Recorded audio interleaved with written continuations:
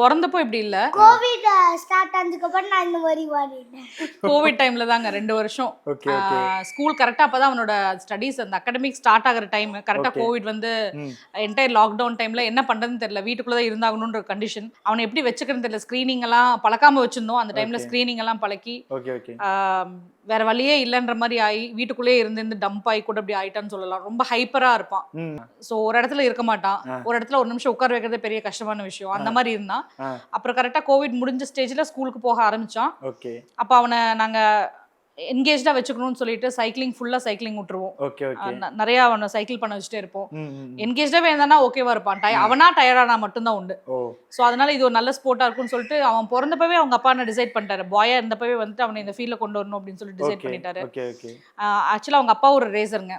அவர் ஒரு 15 இயர்ஸ் இந்த ஃபீல்ட்ல இருந்திருக்காரு. ஸோ பையனும் இந்த மாதிரி கொண்டு வரணும்னு ரொம்ப அவருக்கு விருப்பம் இருந்துச்சு. கரெக்டாக எங்களுக்கு அமைஞ்சு வந்துச்சுங்க. ஒரு 5.5 எனக்கு ஸ்டார்ட் பண்ணாங்க. பைக் ஹோல்ட் பண்ண ஆரம்பிச்சா ஒரு மாசத்துலேயே ஹோல்டு பண்ணிட்டான்.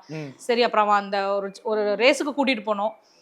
கூட்டிட்டு போகும்போது அவனுக்கு அந்த இன்ட்ரெஸ்ட் தெரிஞ்சிச்சு. அழுக ஆரம்பிச்சிட்டான் நான் ரேஸ் ஓட்டணும்னு சொல்லிட்டு. ஆக்சுவலாக அந்த பைக் வந்து பாக்கெட் பைக். ஒரு பேசிக் சைக்கிள் எப்படி ஓட்டுருவோமோ அந்த மாதிரி பைக் ரேசிங் ஸ்டார்ட் பண்றதுக்கு முன்னாடி அந்த பாக்கெட் பைக் வந்து நம்ம ஸ்டார்ட் பண்ணுவோம்.